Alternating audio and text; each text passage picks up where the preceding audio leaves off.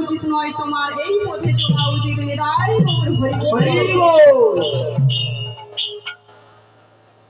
তাই গৌর হরি আমার কি বললেন বাবা? বললেন তোমাদের সময় কম, তোমাদের সময় নাই।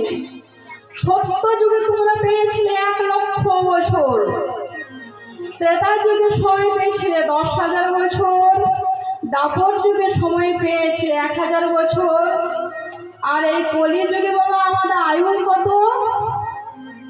50-60, কোনো গ্যারেন্টি নেই, তাই না বাবা? এখন আছি তখন নেই।